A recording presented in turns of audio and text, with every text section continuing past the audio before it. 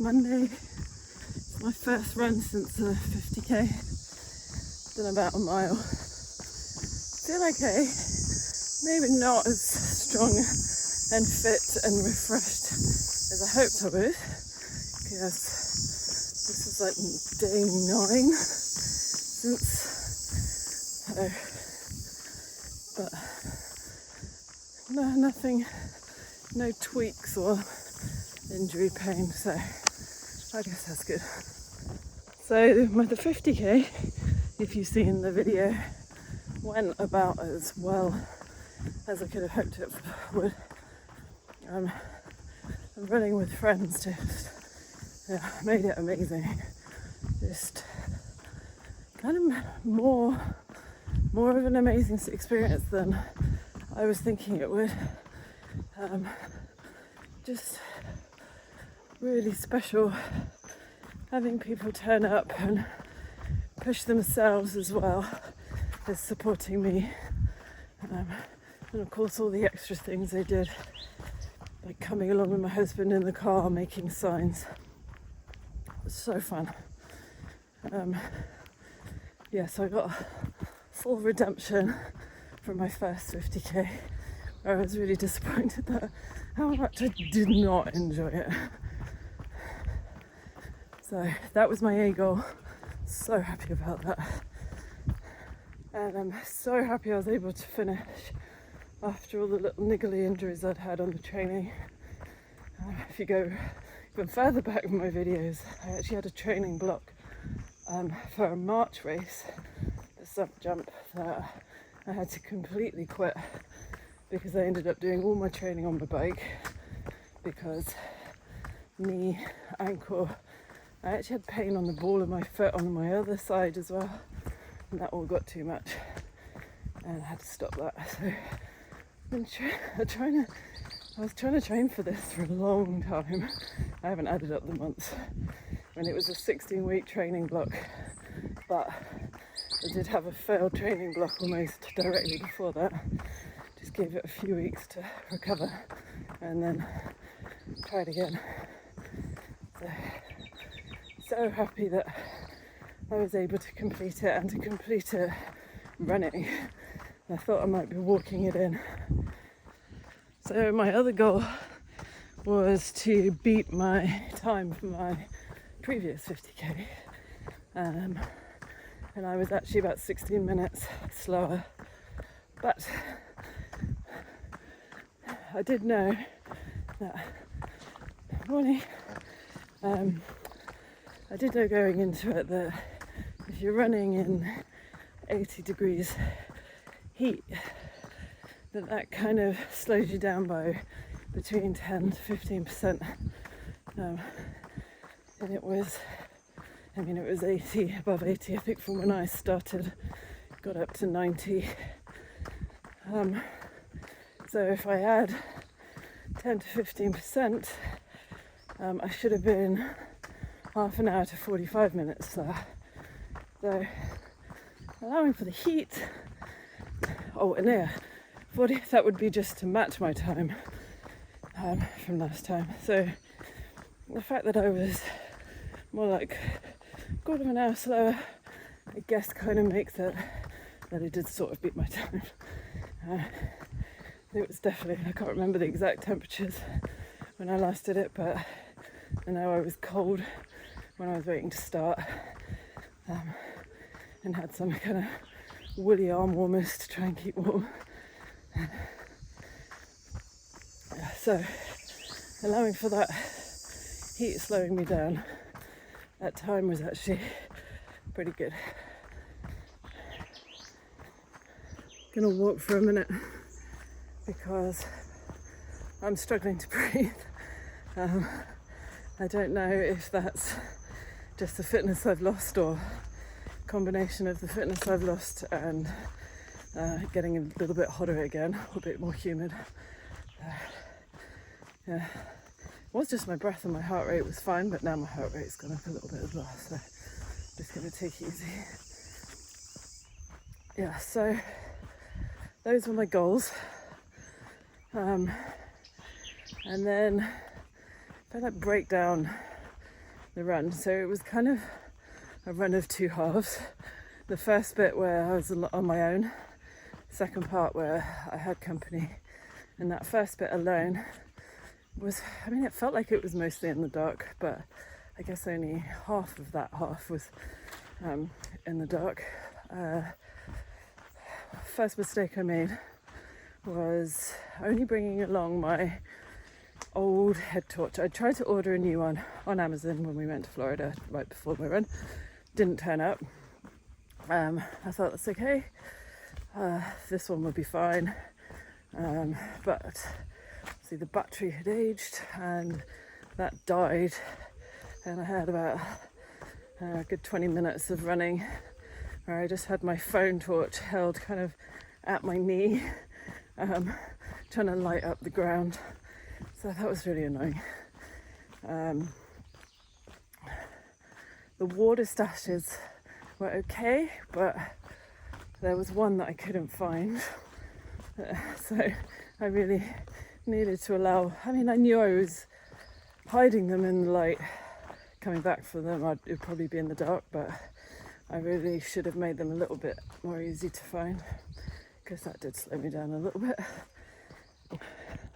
So apart from those two things, I think that first bit went pretty well. Listened to podcasts on and off. I sometimes get a tiny bit freaked out running in the dark, although I'm kind of used to it and I'm so familiar on all those roads and trails. That was okay. And then had some messages from people following on the tracker from really early on, so that was really nice. So on that bit, around I think on mile 15, my ankle started to give me some pain, and I took a couple of paracetamol. And the pain was actually enough that I was worried that it might stop me running for that second part. It was quite sharp,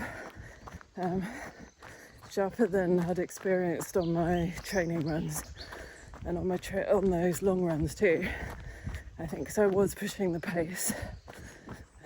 That was another thing that was a risk, because that's why I felt that the other 50k I did didn't go so well.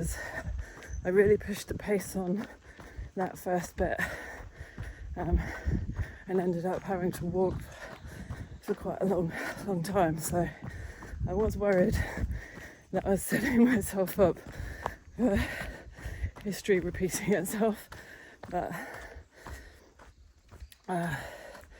anyway, that's what I thought was happening when my ankle started twinging. But then I took paracetamol, and then when that kicked in, I also picked up Ian, my first friend who was running with me, and then didn't feel anything again after that. I mean, I maybe didn't feel anything again because everything else was hurting so much that I just couldn't tell. But nothing sharp enough that it felt like it was stopping me. So that first half, I got to the meeting points pretty much on time. Then it started getting warmer. Definitely slowed down as expected, and I was doing things like taking photos next to the signs and doing a bit of chatting at the stops. So yeah. So next half, I was happy we got to run along the beach, actually both ways. Wasn't sure whether the tide would be too high coming back, but that was fun. And I'd banked an extra mile, I think, on my first leg, because I started a tiny bit before 4, ran a little bit extra, so that I did have that option if I wanted to cut back on the beach, not go on the road, which would have been a bit further. So yeah, all of that next bit was awesome. It worked really well picking people up at the different meeting places that they'd decided on, and the times that I suggested. Yeah, so that bit, I know I was in loads of pain in my legs. Actually a little bit disappointed about how much pain I was in my legs. Like whether that was just not enough training, just because I did so many of my, let me change hands, hang on. Okay, didn't manage to switch hands, I just started messing up recording, so I'm gonna carry on from where I left off on Monday. It's now Wednesday. Going for a short run on the same route. So I was talking about how all my training had been easy sessions, or done at an easy pace. So I think I could have done with doing some interval training, some kind of interval training, speed work. I did like one hill session, and then the only faster running I did was when I did my 5-mile race in the middle there somewhere. So that may have helped. Also though, I looked up after, apparently glycogen stores deplete faster when it's hot. Makes sense because your body's working harder. So I maybe needed to be focusing on eating more in that second half. Also maybe was dehydrated. I only peed once at the beginning of my run and didn't pee again until 2-3 hours after. Never got a headache or anything luckily, but must have been very dehydrated. And I did cramp at one point when I fell over a root sticking out of the ground that was actually attached at the other end. I fell quite dramatically, and then went straight into a cramp in my calf. I had to shout to my friend Laura to come and help me. The shouting cramp. I had to come and massage my calf, and then I was able to get up off the ground. Scraped my knee and my thigh on my other leg a little bit, and got pretty close to the ground with my face, which were pretty flat, smooth bit of ground. Seemed, yeah, a little over the top. Luckily didn't injure anything that would have stopped me running, which was what I was worried about when I first fell. Yeah, so that was my legs. Maybe limited by training, maybe limited by outside factors that I could have worked on. But what was frustrating was even when I was feeling pretty good, I couldn't open up my pace. Felt like my pace was definitely dictated by my legs, that just the muscles not able to let my legs open up. I'm gonna check if I can come down onto the beach.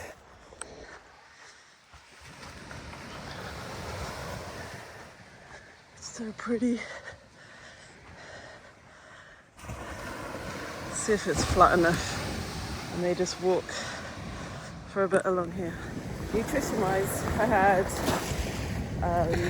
25 grams of tailwind in each flask that I then replaced. So 140 grams of tailwind. Then I also took 7 gels, and then I had some boiled potatoes in a bag. I ate those it was half a potato, and I ate those on the way out when it was dark. And then some watermelon on the second half, a few pieces, and a few bits of candy, and a few of the small goo chews that I complained about but actually grew to like.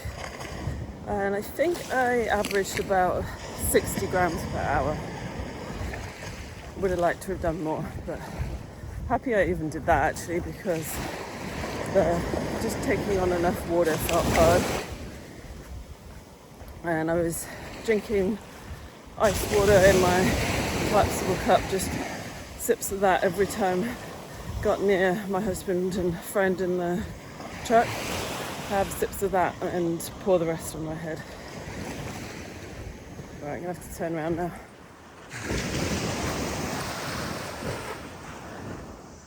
So I went back, did my first gym session yesterday, same kind of thing.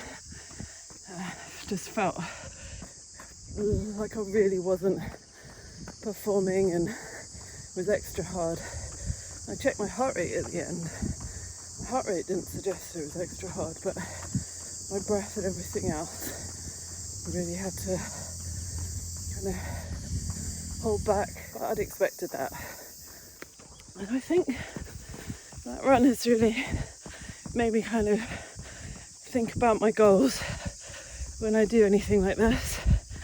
And I think now I would definitely value the experience, the adventure more than I would my speed or anything like that. But that would be my focus going into anything, which is awesome. I mean, it's always been up there, but I'd say that is now a big priority. I do enjoy pushing myself as hard as possible.